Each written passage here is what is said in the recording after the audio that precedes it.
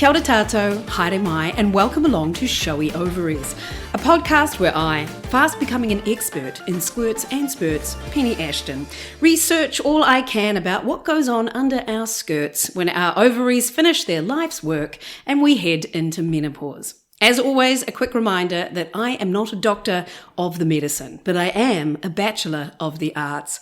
So if you need someone that knows their arts from their elbow and their fallopian tubes, please do seek out an actual medical expert into the world of menopause.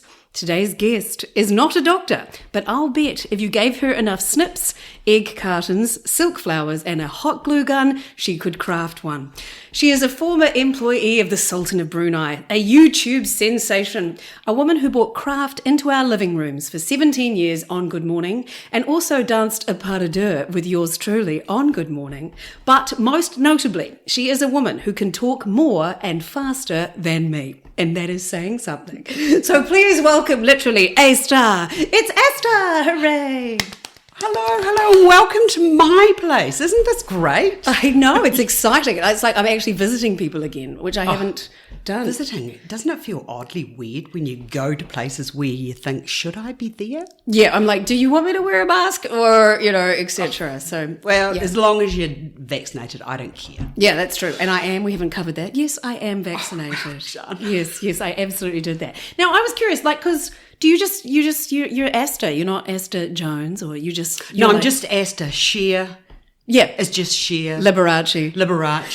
Just Astar. You don't need any more than Astar. What does Astar do? Well, she just does stuff. Yes, and I love it. And you are Astar. Oh, has that been your name always? I changed my name. Oh, and you're not going to tell me what your original name was? No, I don't. But think of the worst name from Belfast. The very worst. Lots of jokes. There's been songs about my name. I've had those terrible jokes about my Christian given name of my life. It's hideous and I hate it. Good in Belfast, but I am here in Auckland. All I can think of is Siobhan, but that's quite a nice name. No, it could have been Siobhan. Right. Could have been, but no, it wasn't. I'll just let you think about that. And when you do think about it, I want you have to ring me up and you are to roar with laughter because you will think, what was her father thinking? Was it Molly Malone? No, it's worse than that. Okay. Molly Malone. Molly would be great names. Molly is a good name. No, right. I don't like it at all. Okay, right, well... You can think about it. I know. No, I'm not going to be able to focus on anything let's focus. But how are you doing? I'm doing very well, thank you. I used to like my life before COVID, but now I find my life is very exciting with my little projects. I love it. Yes. Now we're going to get to that a little bit afterwards, but so you weren't a social media mogul / maven before COVID, but you have blossomed into one. Yeah, I have. Yeah, it's good. And starting my business has been fantastic, but stupid. But then here in New Zealand, we do things like that, don't we? Yeah, well, I mean, we can do it. And your COVID pivot is much more lucrative than mine. Shall we say? So, anyway, okay, well, I'm going to do my longer introduction for you because you're alluding to things, so I will just go there. Right, okay, so Astar was born in the Paris of the South, in Invercargill, in 1958, and grew up there with a kind and caring father and a talented seamstress mother. Now, I read that in the spirit. Was your mother not kind as well?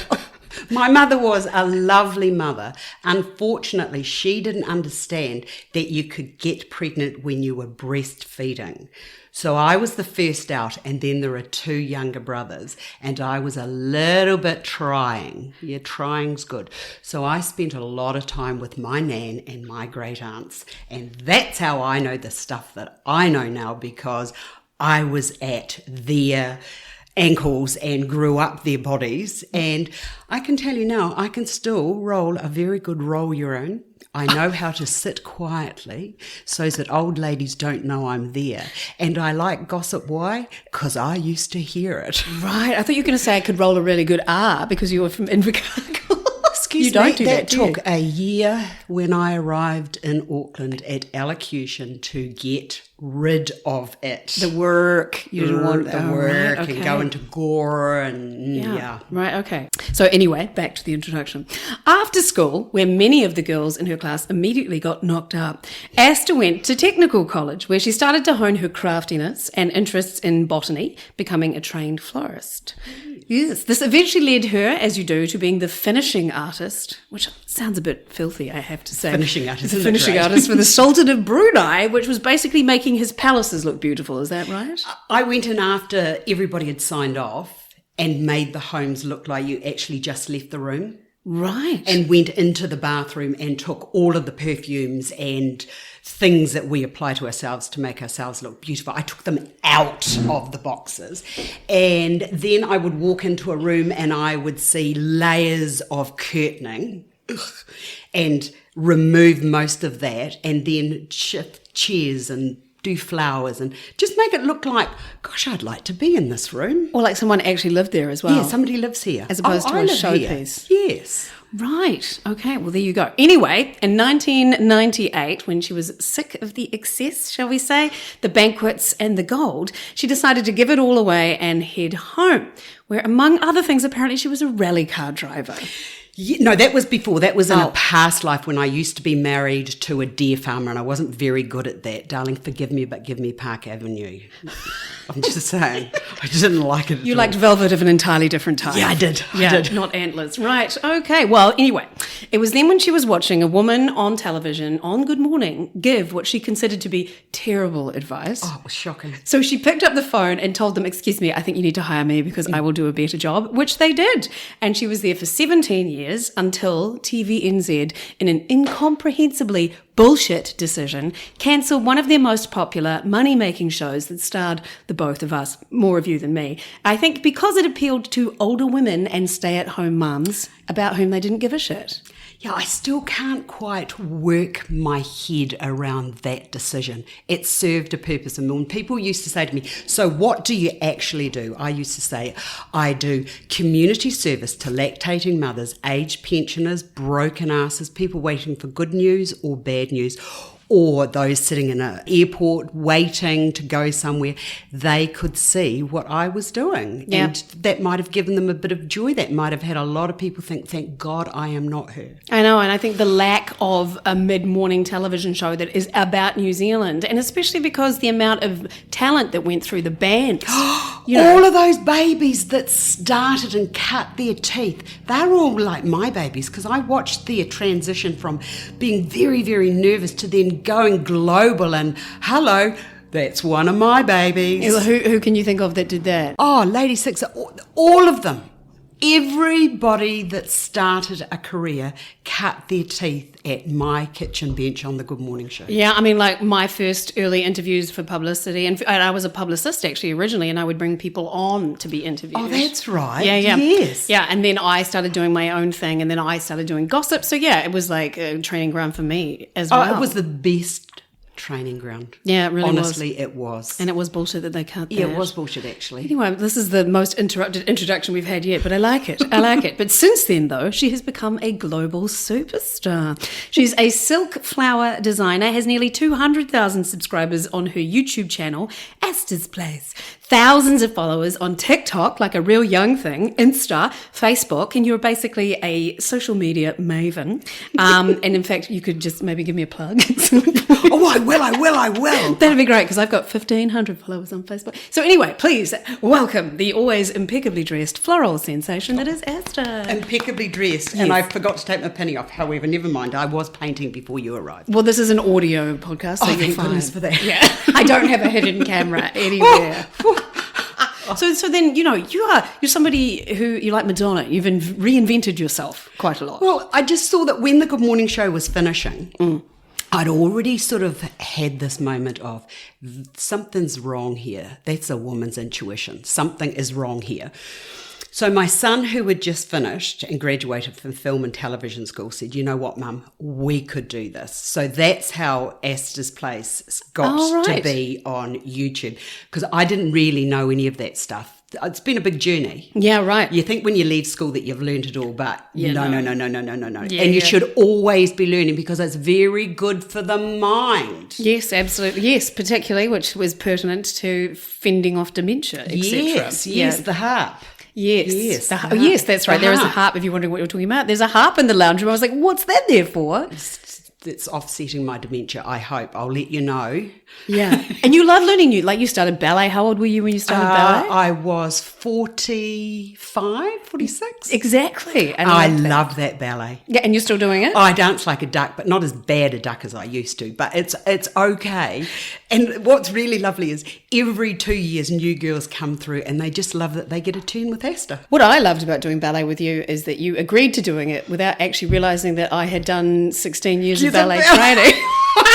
You're like, you fucking bitch, you're actually good at this. I remember that. It was funny. What has been hard for me with the ballet is I did martial arts. Oh. So everything I know, so I did Daishinkai-kan, I did Okinawa Goju, and then I changed to Taekwondo. Everything I've done has always been in, guarded, not out and exposed. Expansive. Yes, it is expensive. Yeah. So that's really hard when you have not done it from your youth. Yeah, right. Things just don't work. It's not natural. My muscles are continuously saying, why are we going out? What point? What is the point? I mean, I can't believe you do point. That's when I quit, is when I started doing point. Because I see no point in the point, actually. Exactly. Just saying. No, I agree entirely. Oh, here's something interesting. I have just discovered that there's 3 types of feet. Who knew? Not me. There is the Grecian, which is what I've got. That's when your second toe's longer. There's the Egyptian. It's a bit narrower. And then there's the Roman. It's a big splayed.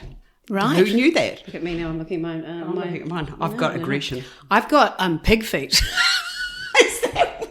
You've got pig feet. They're fat. They're fat and flat.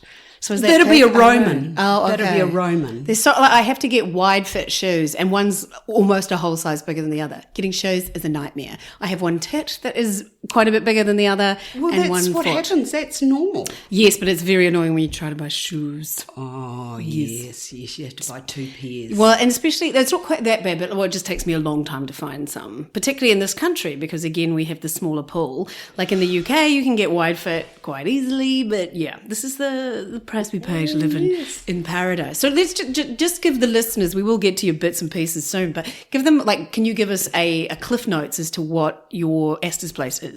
Astar's place is, oh yes, because I didn't finish that story, because I'm really bad at not finishing stories. Yes, I'm so good when at I knew that the Good Morning show, I could see the writing on the wall, I thought, I'm lucky. I've got a skill base. I had those old ladies from a young age. I know how to garden. I know how to sew, thanks to my mother, who I might just add at the age of 11, or was I 9? No, I was 9. She had made me a dress. I did not want a yellow dress. Why not? I did not want a yellow dress. That was not what I asked for.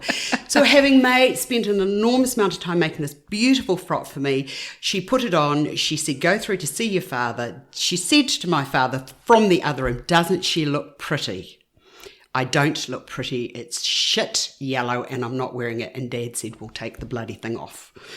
So I did. I gave it to Mum and she threw it at me and she said, there is a sewing machine and I'm never making you anything ever again. And she didn't. Wow. So then you had to make your own. I did. Right. And I'm very specific about what I wear. Very specific. Even my undies are handmade. And I've never seen your hair anything other than that. No, I like my hair like this because I was the youngest of, like my mother was young. I think they call it, oh, hello, is that a pregnancy belly you've got, Nan?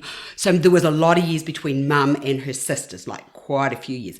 So Mum's playmates were her nieces and nephews. Right. And when I came along, I was their doll. Right. I'm talking 1958, 1960s. I remember when the Beatles came to Invercargill and my cousins being very excited because they were going to Invercargill to see the Beatles. I said to Nan, why do they want to see Beatles? I didn't know. And Nan had Beatles and Slaters. I don't like Beatles and Slaters. Wow. I didn't know the Beatles went to Invercargill. They did. Is that... Oh, it was hot. They went to the Civic Theatre. No, that's a very big place. I have done a show in the Civic Theatre. Isn't that a beautiful theatre? Do you know what? And I had 100 people, which is 4 rows. Beautiful theatre. Oh, it's so beautiful. And what do you feel about Invercargill, just as a side note? I love Invercargill, but I wasn't born in Invercargill. I was born in Western Southland at a very lovely place called Tuatapere. And one of my very good friends is also from there. From Tuatapere. Yes, he's a fashion designer. His name is Vaughan Jason, and he's from there. A lot of good things come out of Southland. A lot of sausages. Yes. So- it's not the sausage capital anymore, I don't think. Oh, it's not. No, but my playground was Fiordland. Right. So the Hump Ridge track. They just walked the Hump Ridge track. That was where we played. Yeah, right. Okay. Just up the road from Nan and Pop's farm. Right. So Invercargill was the big smoke. Oh, yes. Yes. And my dad is from Belfast, and for all of my life I have said to him, Dad, the Irish went to New York. They did not come to New Zealand and end up at the bottom of New Zealand. Yes. But when he drove down, it looked like he was homesick, right. and it looked like the Emerald Isles. Yeah, I tell you what, like around Gore, I did a show once in Waikaya. I've done quite a few in Gore. It is just so beautiful around there. It gets a lot of shit, that area. Well, I don't know why, because it's a beautiful place. It's so beautiful. Well, Auckland's going to fall into the sea. I'm telling you now. Auckland will fall into the sea because we are top heavy. So we're all going to move to Gore. I think we should just all spread out. Right. Spread out. There's a lot of room in the South Island. That's what makes it so beautiful. But anyway, we keep getting off sorry. topic. So Astar's Place is you doing videos. Yes, and I'm teaching people how to create whatever they want to create, whether they want to do sewing, they want to make a lipstick, they want to make lotion and potion skincare, they may want to do their own wedding flowers. I want to show you how to do it, because do you know, people just love the fact that they could say, I did that. Ah, yes. Now, just a little boost. And I've got all those years of that knowledge. So the best way moving forward to make yourself feel good is you got to share it. Yeah. Share your knowledge, spread it. So do people send you requests and then that's what you do? So it started off, I didn't even know what I was doing. I didn't know. It was just, I just went from the Good Morning Show to standing at my bench downstairs and yappity yap. And what was great is I'm the boss. And if I want to talk for 45 minutes, I will. And Louis just gave me the stats the other day, and evidently the longer my segments, the better. Oh, really? So your retention stats are good? Oh, yes. But I do like TikTok, because you can be in and out of there in a minute. It's great. Yeah, right. So you have a social media manager/manager who is... Erin has started me off, and then the only thing I'm allowed to do is TikTok, and I'm allowed to do Instagram. So that's the only thing you're allowed to do yourself? You have managers. Yeah, well, no, Erin is the producer of Astar's Place, and she's very good at keeping it all neat and tidy. Okay, she runs it like a production company. Excellent. Very neat and tidy about what we say and what we do. And Louis, who does all my, what's it called, videography or whatever it's called. Yeah. He did political science and hated it. I could have told him that when he went off for 4 years. Slade went off to wherever he went off to in Auckland to do film and television, and then Louis went off and did that. So when we all came together, it was like, we can sort this. So it's a teaching platform to encourage people to have a go, and it's fabulous, and I love it. Marvellous. And you make a good living from the advertising that you get on YouTube. Yeah, I do. Yeah. And the reason Prestige Botanicals came about because a lot of my viewers are in America, 76% actually. To be very but I only know this because Louis only told me the other day. Yeah. And they would ask me, could you show me how to do a wedding bouquet with carnations and peonies? Well, I can, but unfortunately, you are in the peony season because you're in the Northern Hemisphere and I'm in the Southern Hemisphere, so this is just not going to work. So can I always say, do you ever just say, and also carnations are evil and don't put them in? I quite like... I think carnations are horrible. No, they're not. Right. They're not. There's a new one out, and it's a mint green, and it is beautiful. It's like a sherbet or a sorbet or whatever. They just remind me of those like garage flowers. And the first imported flower anywhere in the world was a dianthus. Oh, yeah. Thanks to the Normandy blocks coming into England. The knowledge that I have I'm the impressed. history of flowers, dirty doings and dealings with flowers right through the ages. Anyway, right. Okay, great. So congratulations on Thank you very much. But we're not here to talk about your business. We're here to talk about your bits. So yes, my first question to everybody is always, what has your journey with your body been like in your life, and what sort of, having kids, menopause, etc.? Okay, you're going to really love this. Okay. I got my period at 16. 16? And it was gone at 32. Oh, fuck you. Surgically fully removed. Oh, yeah, right. I invented endometriosis because nobody in Southland knew what that was. So you had endo? I did. Oh, full blown. I was great at it. 9 abdominal surgeries, clean out after clean out. And my voice is like this because one of the therapies for endometriosis in 1980, I believe, was a drug called danazol. Right. It's a testosterone and it's horrible. Oh, no. Horrible. And if you want to see savage to bitch in 5 seconds, drop that down your throat and tell me how you feel. It was hideous. So you're having like sort of rage spurts. Oh, Sort of a bit of male puberty. oh, aggression. Yeah. Oh, it was horrible. My father came to see me one day and just walked straight out. Wow. It was horrible. And when did you figure out it was the drugs? Oh, I knew straight away. Oh, okay, You that's know when it's not right. And I think if we all knew how our bodies were supposed to be, see, we're a cocktail. Yeah. And if you get your cocktail, you know how champagne just slips down. It does, doesn't it? You can hold a glass of champagne. The glass shape is beautifully balanced. You can stand all night at a party and talk with a glass of champagne. Just saying, you can, because it's just that right taste, the right amount of bubbles, fits into your hand, and it's a beautiful thing. So your body did not have the right amount of fizzy excitements within it. No, So it didn't. so yeah, like endo then would have been very unknown. Oh, it was terrible. Yeah. Because nobody knew what to do about it. So it was just surgery after surgery after surgery to remove. And it would keep coming back, right? Yeah, 'Cause that's what it does, because as soon as you bleed, it just, hello, here we go. And so you have to have every cell, endometrial cell has to be absolutely removed. So then I got onto this, here's something I don't know, you might not know, which I'm very proud of. It's called the GIFT program, which is now called in vitro fertilization.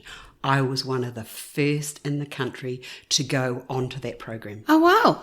One of the first test tube babies. No, it was, I suppose it was. It was at the very early days it was called the GIFT program. The GIFT program. Yeah. And so that's where Slade comes from. No, that didn't work. So I had one ovary removed and then a fallopian tube moved to the other ovary.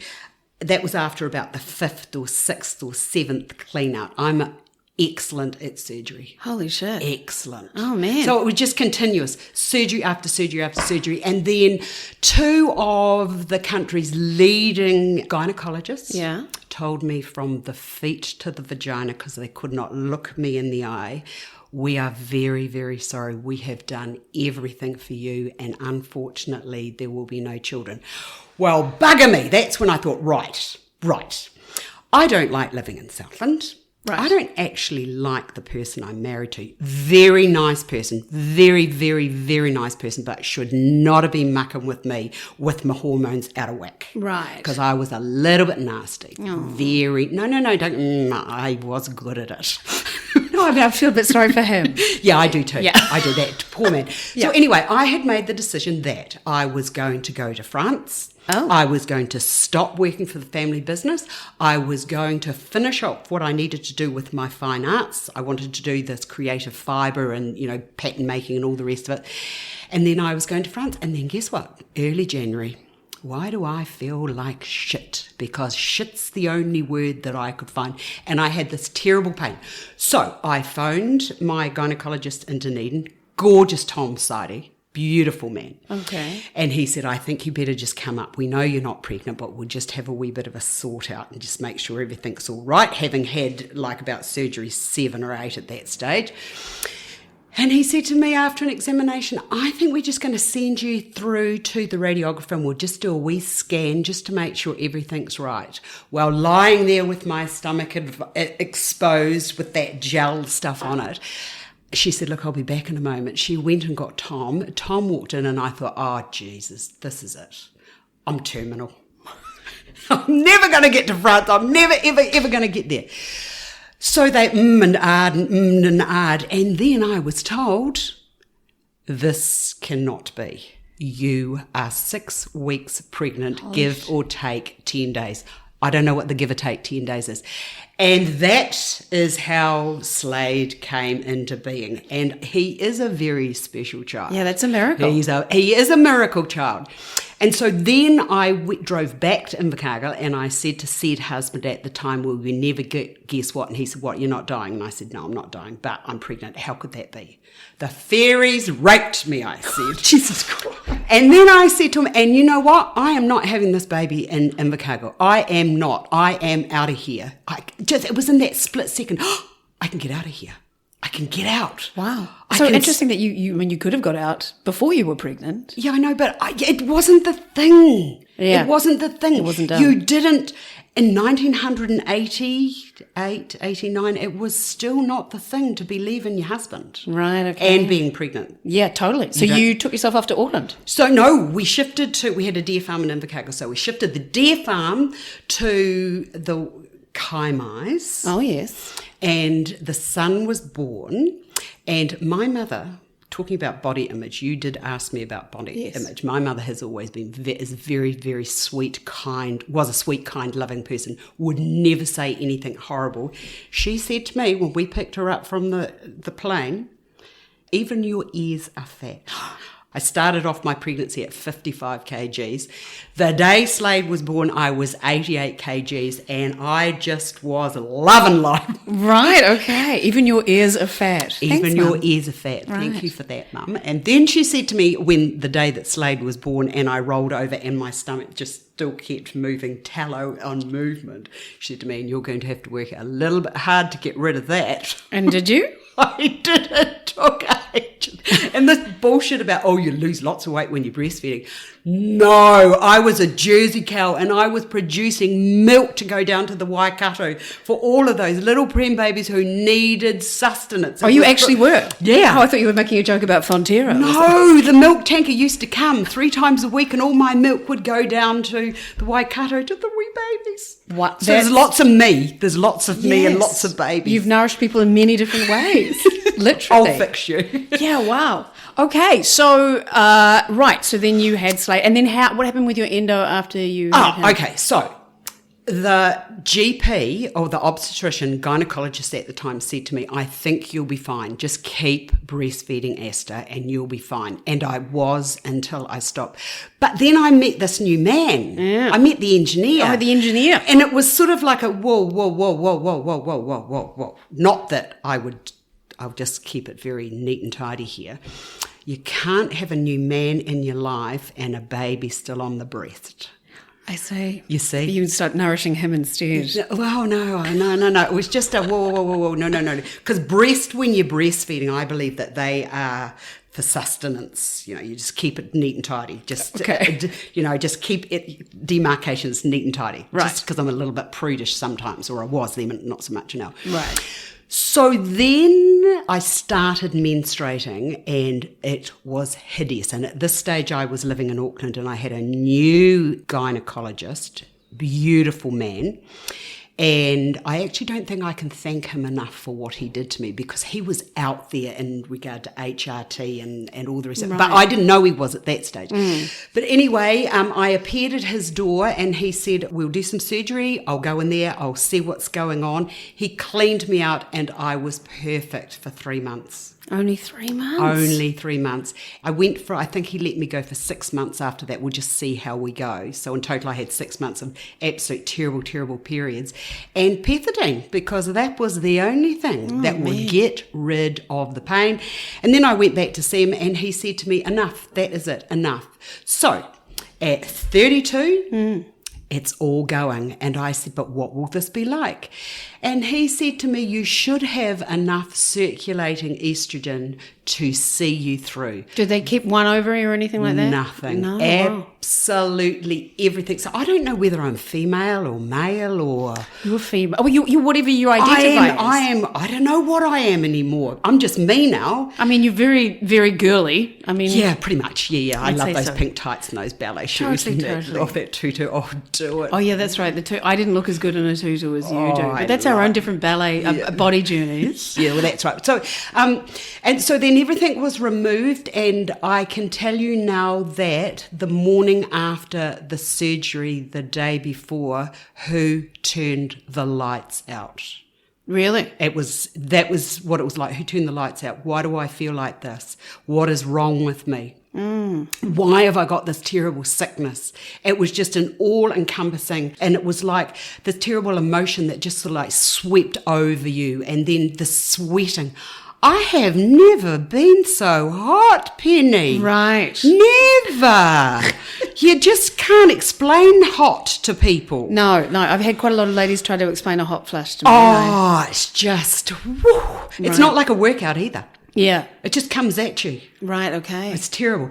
So did you ever feel a bit betrayed by your body? Like it's just giving you all it was this just grief? like, why are you doing this to me? What did I do? And then I felt so horrible about myself. I got anorexia. Oh, that was a bust. Fuck, you've had a journey, haven't you? Anorexia. And it wasn't because I'd been sexually abused. It wasn't because I'd been beaten. It wasn't because mum locked me in the cupboard. I had a beautiful childhood. I was free as a bird. I could go anywhere I wanted, and I did. You know that, don't you? Like, you know, it's that first child out, and mum was just like a bit over me by the time I was 11. Oh, God. I see. Yeah, that one of those beautiful children. And I went to see Chris. I wasn't on the hormones. I was on oral stuff, and it just wasn't cutting it for me, and it made me sort of like angry and aggressive. So anyway, I had to go to a psychiatrist. You go to a psychiatrist to sort out your anorexia. So she went through everything, and she could not pinpoint it. And it was May. I remember it was May. I was wearing polka dot shorts and a little... It was quite cool. It looked really cool. These hot pants shorts with this black and white singlety top. And I asked her if she'd turn off the heater. No. And she used to look at her foot. She never really looked at me in the eye. I think she was just like, oh, God, it's her again. Oh, Jesus, here we go. So I asked if she'd turn the heater off, and she said, no, I'm not. And she said, let's address what you're wearing and what I'm wearing. The heater is on and I have layers on because I am cold. And I said, well, I am always hot. What do you mean you're always hot? It's terrible, I said. I have these waves of... Nobody along the way said to her, she has had an ovoectomy. Because that's what it's called. Yeah. And did you know that was why? Like, did you know why? No. So no one had said to you what your symptoms would be after they removed your entire reproductive system? Yeah. No, we didn't know, and the oral wasn't working because the oral goes. I don't know how it works, but I think it goes via the liver. You know, things are broken down in your liver, and it just all sort of like goes to the right places. But you can't be substituting when you don't have your ovaries. You've got there's nothing happening there. You just avoid empty space. So then the psychiatrist said to me, you're in the menopause. Wait there. She left the room, and she came back about 10 minutes later as I'm sitting there thinking, I'm leaving. You better hurry, love, because I've got lots of other things to do, and you're just annoying me by making me wait. And she came through and she said to me, you are very lucky because Anna Fenton is free to see you now. That is amazing. She's like one of the top menopause experts in the country. She is. Yes. And we had a little chat, and she said, I want you to go and have a blood test now, and you take these as soon as you get back, and I will see you in a week to see how you are, and I will ring you and tell you what your hormone levels are. Well, she did. She phoned me later on that day, and she said to me, well, unfortunately or fortunately, you are in full menopause. I mean, of course, if you've had But that what removed. we can do for you is we are going to find this chemical cocktail, and we are going to make you a chemical cocktail of hormones that will make you feel much better. Well, I never looked back. So that was that transdermal patches with I love those patches. Yeah. Oh, and I also had estrogen implants. Oh, they were good. And estrogen implants are great. Okay. And you can also get testosterone ones Yes. now. But the other thing that people forget is that you need testosterone. Yeah. So what I'm really loving with my new endocrinologist is she's the head of the heap for hormones in this country. And I kind of tell people it's Stella Nelson. Of course. She is fantastic. And she has some really interesting information out there. And when you go to see her, she knows we like Dr. Google. Right. She knows every person in the world likes Dr. Google. But what I found really helpful was she gave me the right links. Yeah. We talked about the pros and the cons. Yeah. And what she is doing, her big drive is to educate the doctors. Yes, which is what we need, so need. And I think that, like, my last GP, the reason I left him was said doctor told me it was at my 60th, so that's 4 years ago. He had the audacity to tell me that at my age I didn't need to have testosterone, I didn't need to be having HRT. And I think I stood up and said, and I don't think that you're the judge of that. One, you're a male, and two, you are not me. And how much do you know about HRT? Yeah. Because if you know as much as me, then we'll discuss this. And it was to him that I said, I'm going to see an endocrinologist. Oh, I can refer you to an endocrinologist. No need, I'll find my own. Right. So off we went to Stella, and that was 4 years ago, and I've just had to go back to Stella. And she likes to get you set up with your GP with all of the facts. Of course. And selfishly, my GP of not long retired. Selfishly retired. Selfish. And I knew then that I was going to I may go through loops or walk on eggshells with the new GP, whoever that was going to be, and I wanted to cut the bullshit before it went too far. Yeah, you have to educate them yourself. Well, I didn't need to because Stella did it. Ah, right. Stella wrote the letter. So when did you first go on HRT? Maybe 92, 93. So this was at the height of the WHI study, well, etc. who did that? How does an organisation like that muck up a trial? What? Because my aunt had a stroke through HRT. Right. And she didn't need to be on HRT. Right. So, sorry, what do you mean? She was on HRT thinking that would be what she needed to be on. And she had a stroke? She had a stroke as a result of being on HRT that she didn't need to be on. So was that the oral HRT? Mm-hmm. Right, as opposed to the patches? Yeah. The patches are fantastic. Yeah. Fantastic. And they are part of my life twice a week. Thank you very much. We long for each other. But I think that because I'm balanced. Oh, and the other thing I'm on is a new testosterone, and it's called Androfem 1. And is it the cream? It's the cream. Right. I love it. And do you feel that that some people say that with the mental acuity and things like that? Have you? It just makes me feel well. That's what the testosterone does. Right. It makes me feel well, and it rounds me out. So with the estrogen patches, and I've tried, what happens if I don't take the patches? Yeah, I was going to ask that. No. No. If I'm on this, and here's the other thing that I have that's my driving force in life. I would rather feel well and have quality than have longevity and feel like a crock of shit. Yeah. I shouldn't have really said that, but I have to take it to that. Yeah. I don't want to feel like a tin of shit, a crock of shit. I want to feel well, and I do feel well. Yeah, absolutely. So to your mind, it's forever. Yeah, it is forever. Yeah. Well, I might wake up, because I do remember saying to the endocrinologists that I've seen over the years, what will happen? Will I just wake up one morning and just notice when I'm changing the sheets that there's a little bit of plastic stuck to a crease in the sheet and I forgot to change it? What will happen? I don't know. Right, because you've never had that. Right. No. Good. Now, did your mother ever talk to you about her menopause? Mum had... Every woman in our house, in our family, has had... Endo. Yeah. Right. And our wombs aren't the right way. So we've all had hysterectomies. Oh, I see. So I saw Mum struggling. Yeah. And I think I willed off my period for as long as I could. Oh, I don't want 16 that. is amazing. I don't want that. Yeah. I do not want to feel like Mum looks and feels in agony. Yeah, that's horrible. So, but when she had the hysterectomy, she would have crashed into menopause. Did she? She did, and she was a mess.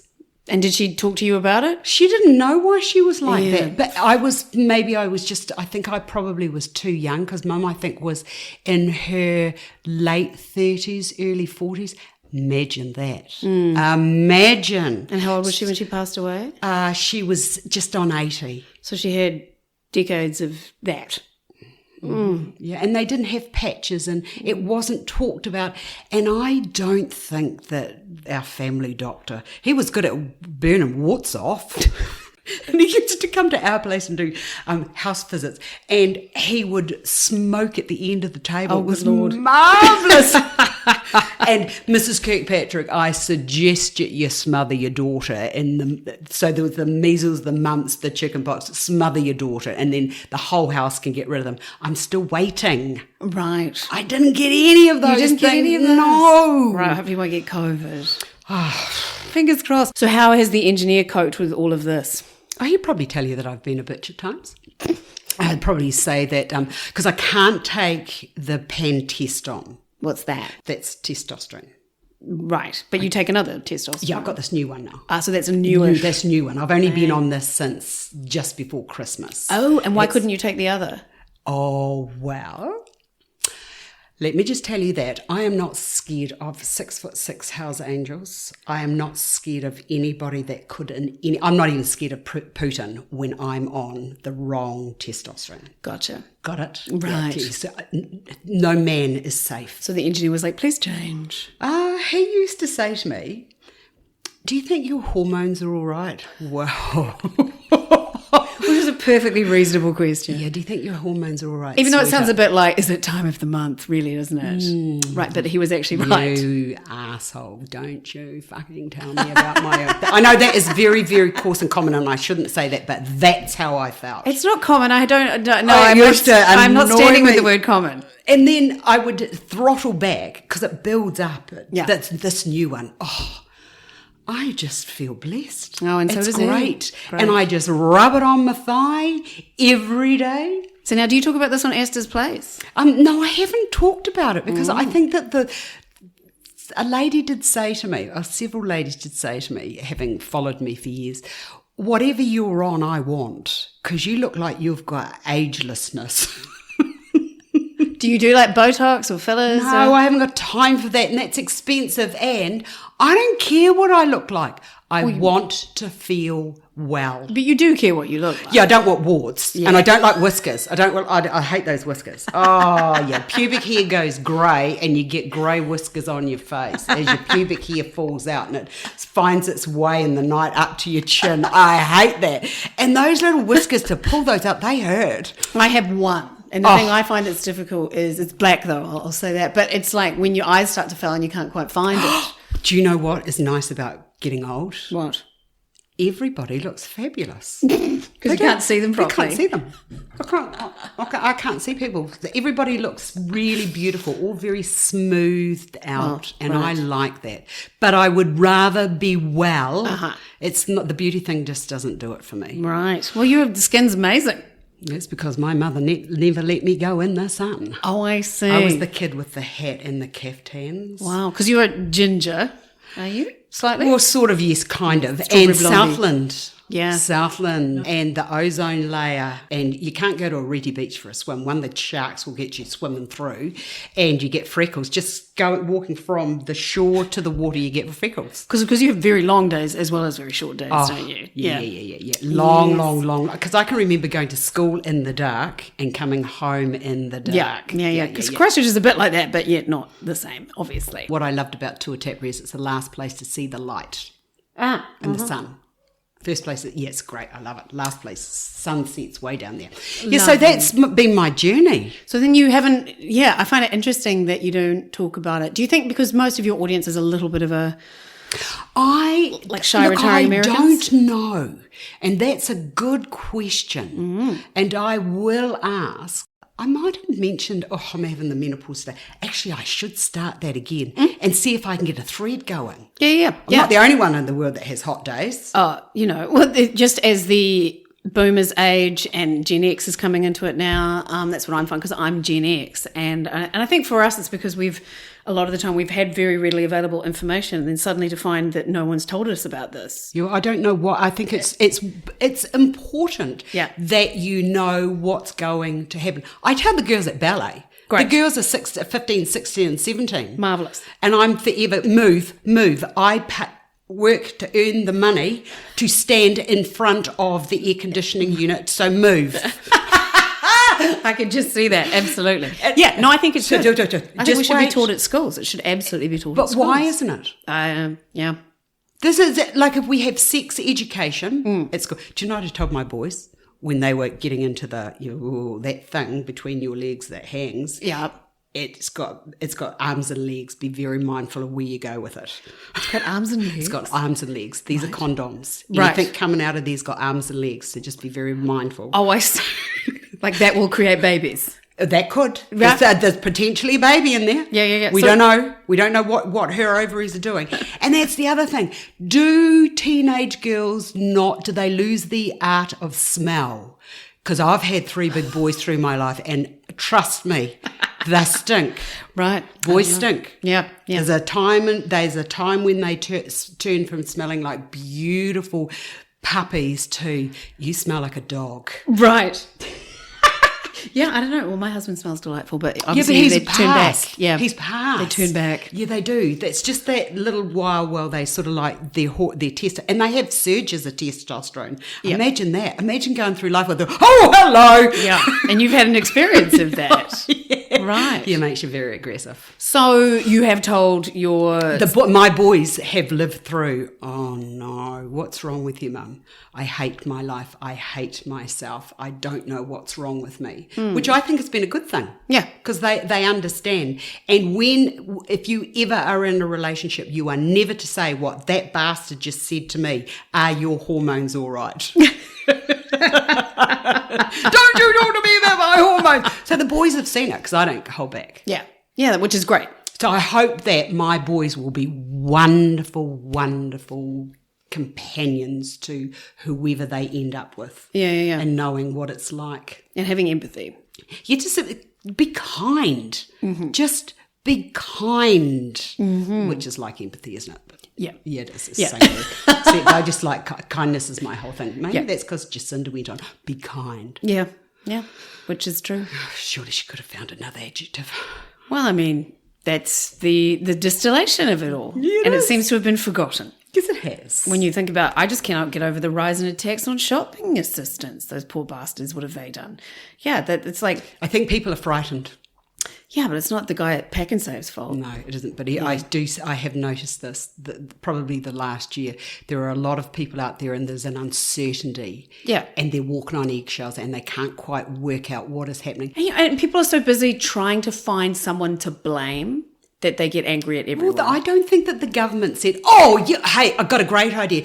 We'll have 100,000 cases, please. Yeah, I know. Yeah, look, you just do exactly. So now, I think we've rabbited on for nearly an hour. Look at that. Have we? Yes. I told you I was born to talk. I love it. Yes, I know. As I said, you talk more than I do, and that is difficult. So is there anything else that you wanted to talk to around menopause at all? I did see something said that only, here we are, mammals, and the elephants are mammals. They're the largest mammals in the world, and there's the whales who are the largest mammals in the water, and only a few, some whales get it. Mm.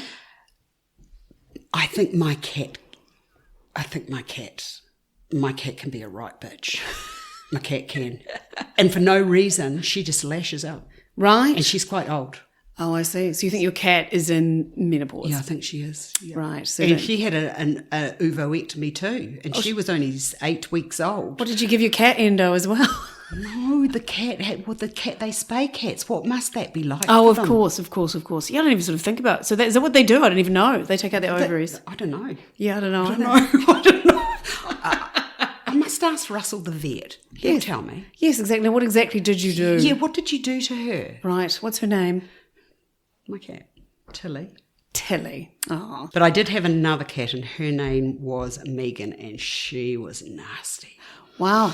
Right. I'm talking really nasty. So that's the thing about cat. You might want to get a pet, but you can't guarantee the cat you get's not going to be a little asshole. That's why you've got to be careful. When you see it, you've got to know. Right. Yeah, you're meant for me. I see. I have no interest in cleaning up anything else's excrement. So that rules out children and pets. Yeah, well, being a mother's a very hard thing. People don't talk to you about that, do they? That's the thing that people don't talk to you about. Okay. Motherhood. Right. And it's birthed. Yeah. And it's handed to you. Yeah. And it doesn't come with a money back guarantee. Definitely not. And it doesn't come with instructions. And it's one of those, well, I know that when I had Slade, it was one of those moments of, shit, this is big. This is very big. Especially after you tried so hard to get pregnant. But it was a big moment of, I'm responsible. And I love being selfish. I love that I can just do what I like to do whenever I like to do it within reason, of course. And then you've got this little thing and it's never constantly the same. It grows and does things and,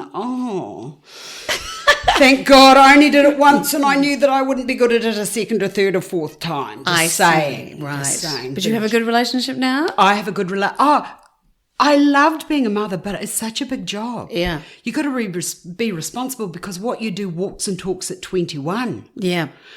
Yeah. You know, when you think about it like that, that's massive. That's how I see motherhood. Good. Right. Okay. So that's about it, really. I haven't got anything else to say. Nothing else to say? No, I feel good.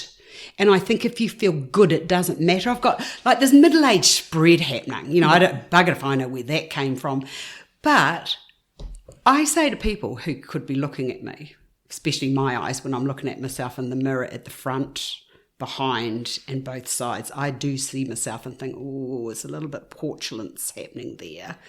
But I also say to people, if you can do what I can do at my age, then we're fine. Don't be judging. Yeah. Don't be judging. Yeah. I mean, I think you're a pocket rocket of energy and you're in charge of your own. Covering. And that's the other thing that the endocrinologist has said to me, that when you get to a certain age, you do need to be carrying a bit more.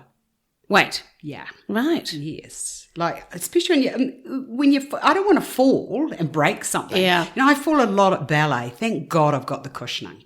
Because it hurts. But it didn't used to, did it? No. No. Used to sprain things and they would just fix themselves. Yeah, well, no, they don't. Nothing do fixes that, itself. And handrails were invented for 60-year-olds to use, so use them. And is that the only exercise you do? I do the ballet, yeah. Yeah, right. Okay. Yeah. But how often do you do that? I was doing it 5 turns. Oh, no, I've got this new program.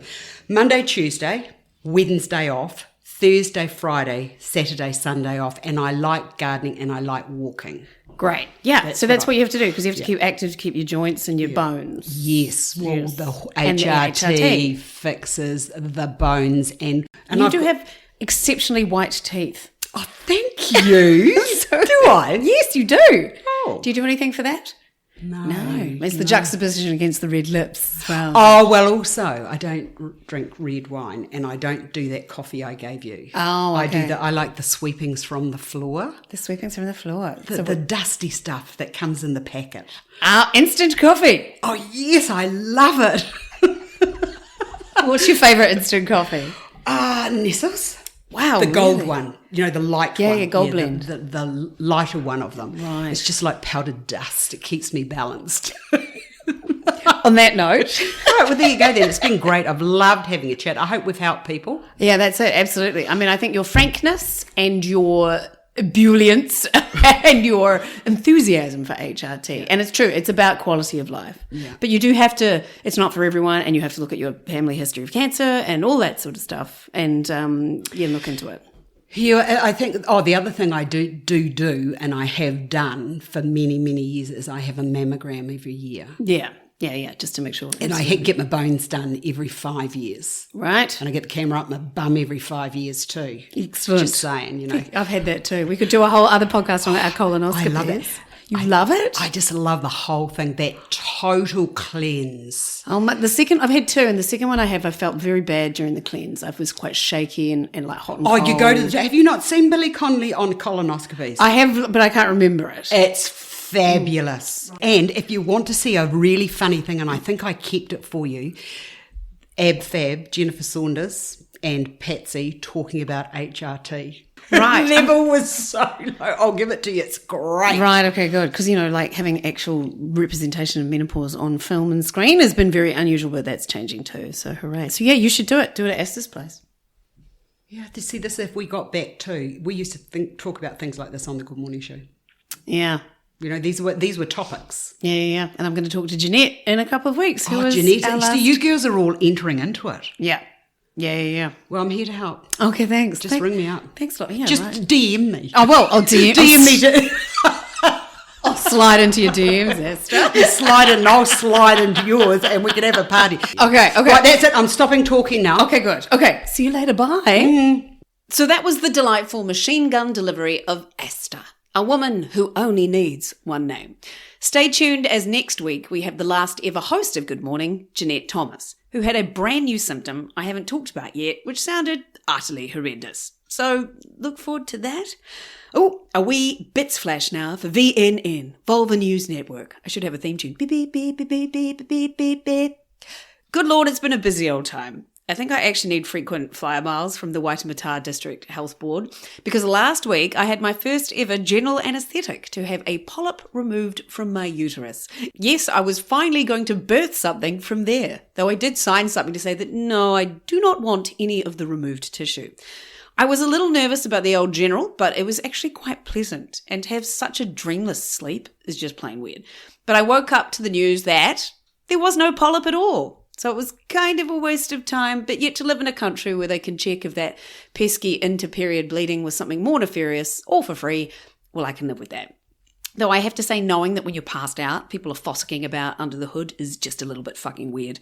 Then on Saturday, I visited a gynae for my burning vulva issue. And funnily enough, he was a bit of a dick.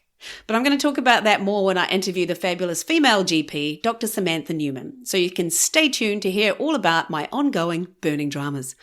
Who would have thought it was actually prescient to call one of my shows Hot Pink Bits and another The Burning Sensations? Okay, till next time, ngā mihi nui for stopping by and ka kite. I've been Penny Ashton for Showy Ovaries, yeah!